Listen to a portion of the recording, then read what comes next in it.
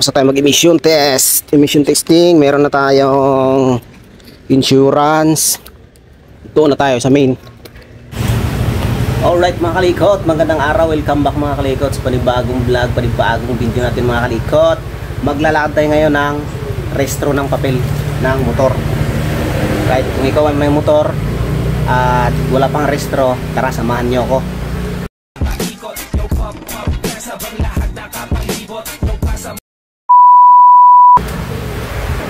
At siya nga pala, ang motor na to ay kay Sir Agot Cuevas pa rin pala. Kay Agosto Marquez Cuevas, nasa Middle East siya ngayon. At pinasuyo na lang ako magpaparestro. At ako din naman ang gumawa nito. Kaya ayun, restro natin to ngayon. Ano bang mga kailangan natin gawin? Ano bang kailangan nating mga dokumento, mga requirements? Ito yun. Tara. At yung mga kalikot, bago tayo pumunta sa LTO, kailangan natin ng photocopy ng ORCR. Ayan, baliktaran yan. Ayan, official receipt tsaka certificate of registration. Yung photocopy lang, wag yung original ha. Tapos itong insurance. Kumuha na ng insurance yung misis ni Sir Agot. Ayan. Ayan, ang halaga ng insurance ay 300 ang insurance na nakuha niya. Kaya ayun. At ngayon, didiretso na tayo sa LTO. Sa may LTO Darasa ako pupunta. Tanawan.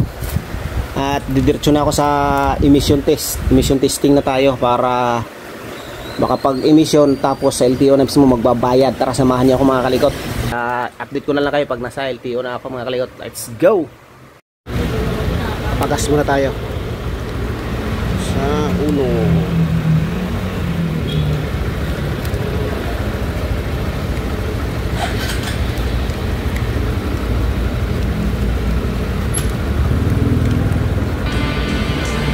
Bos 200. Wala? Oo. 200. Okay. Oo.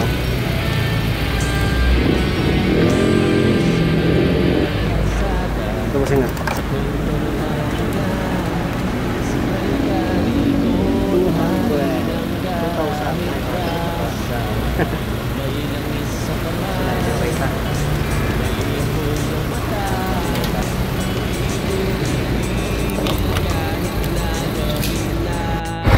Yun, dito na sa parking. Nagbabayad dito sa entrance ng 30. May bayad dito sa entrance 30 parking. Kung nagpa-parking ka. Dito na tayo sa emission test. Pasok tayo sa loob. Sila nang kukuha niyan. Kukuha ng susi. Yung mismo. Sila nang mismo kukuha. Dito yan. Pagkaluwag, wala masyadong tao.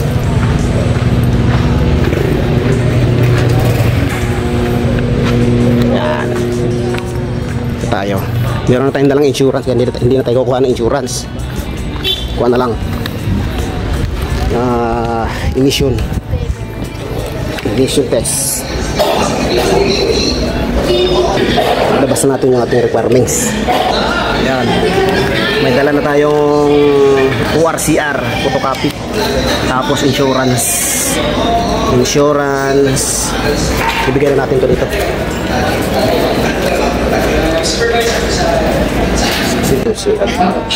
ORCR.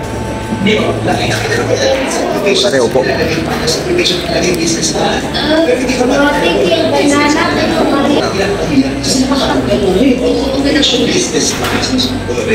Wala tayo, hintayin natin yung tawagin at magmamayad tayo.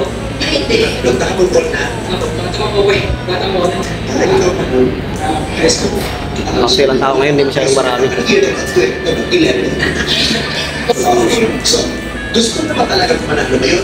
Punta na tayo sa motor natin at bubuhay natin yung switch ng headlight, kasi baka hindi nila makita na may switch. Baka sabihin wala tayong headlight, kasi mahalaga yon.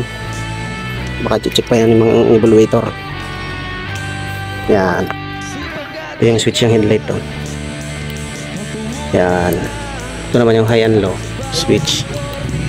Okay, tara, balik na tayo doon kasi baka tawagin na tayo. Wala masyadong ano ngayon, masyadong tao. Baka nandun na si billing doon sa bayaran ng sa ano talaga sa billing doon sa kabilang building, baka maraming tao doon. Maghahanda tayo ng 560 kasi 560 ang nakalagay doon sa mga motor. Doon yan sila na mag-emission test noon, sila na mag-check. Kaya hinihingi nila yung susi ng motor, sila na mag-check doon, sila na mag-atid. Basta magbabayad lang tayo dito, tapos mamaya pagtapos doon naman tayo sa billing, sa main, magbabayad tayo sa evaluator. Waiting pa rin. Tawagin ang pangalan ni Agosto Marquez Cuevas, may-ari ng motor na ating nire-registro.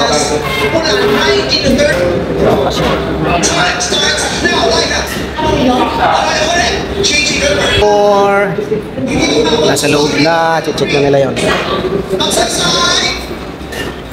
Yung pula. Yung pulang yun. Sinasalang na emission smoke test, emission test.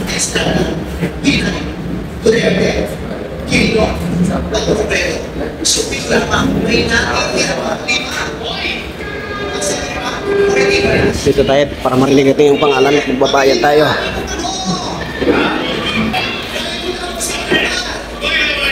$560 sa motor. Tinawag na tayo. Tinawag na para magbayad.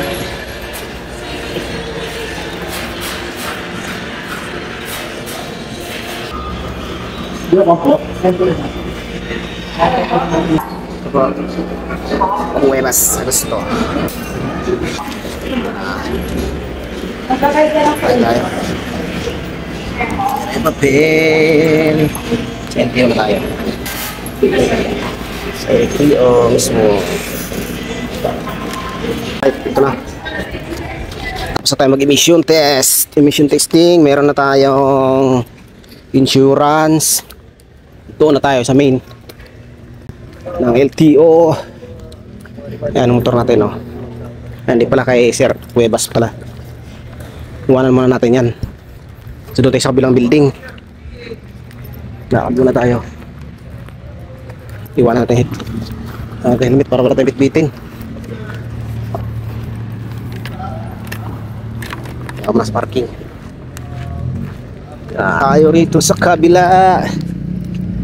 Lakad lang tayo, lakad. Kasi pag nagmumotor pa tayo doon sa kabila ang parkingan, babalik ulit tayo doon. Magaling pang dyan na lang yan. Kukunin na lang natin yun mamaya pag nabayaran na to. Sa evaluator na lang tayo. I-evaluate sa LTO mismo may. Ayan o si Sir, motor. Doon yun sa unahan mag-parking. Tapos babalik ulit siya dyan.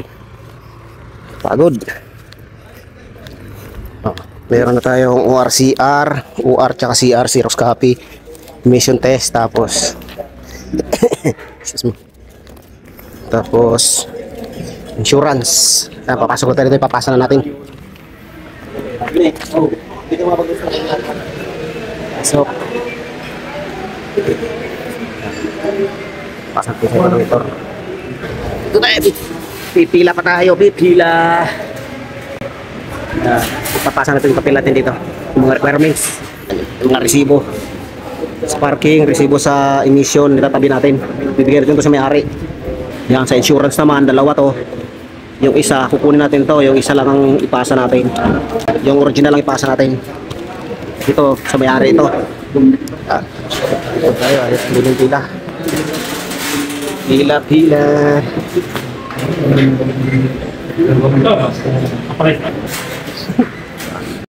dito tayo magpapasa ng requirements sa yan, i-evaluate pa nila to.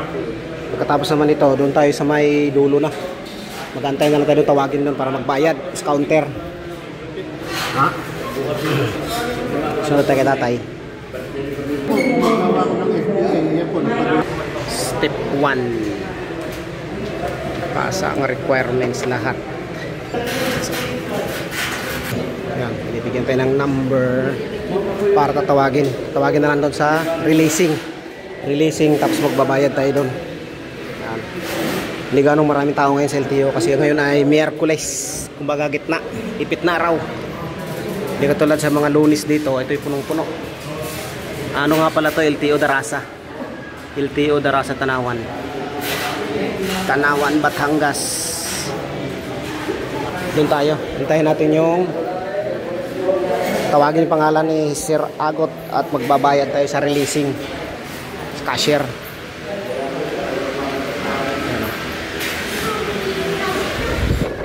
May hangin.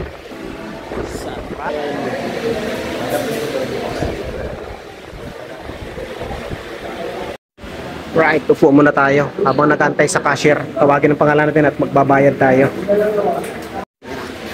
Tinawag na tayo, magbabayad na tayo sa counter. Cashier. Manta. Para mabayad. Pagbayad. Magkano ba? 357. Ah, teka lang ako. Ako, nag-run out pa. Ano pa? Alak ka, inaabot pa ng run out. What? Inaabot pa ng run out. Magbabayad na tayo, nag-brown out pa. Meron naman ito generator to mga ito. Pagkamalas. Tapos na tayo nagbayad, release na lang ng ating resibo. Abutan pa tayo ng brown out.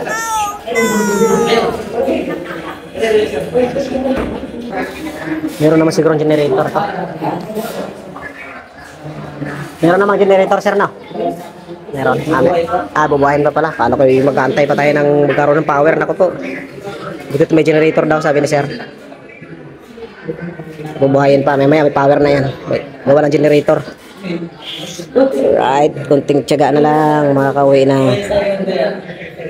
Kasi diyang kanto dito sa Batangas. Batilik. Labas muna tayo. Mainit. Hangin. Muna tayo, sir. Pahangin. Pahangin muna tayo at brown out. Brown out ay. Yan, dito sa labas. Hangin pa rito. Paulan na. Mabutan pa tayo ng ulan, no? Tin mabuhay ang generator at brown out. Ayun nga pala. Ayun o. Land Transportation Office, Tanawan District. Office of Tanawan City, Batangas. Barangay Darasa. Pasok na tayo at baka tayo tawagin na. Medyo mainit din sa labas. Makalinsangan din sa labas. Ayan, buhay na ulit. May ilaw na ulit. May ilaw na ulit. Buhay na yung generator nila. Ano? May ilaw na. Uy. Buhay na ulit. Antayin na lang natin ulit na tawagin tayo. Yan na. Okay na po. Thank you. Sa wakas, nakuha na. Karoon ng kuryente. Palabas tayo at paulan na. Ulan na.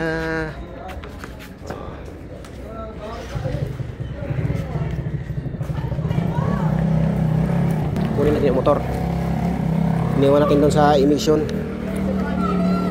Nandun yung motor natin sa emission. Para tayo makauwi at paulan na.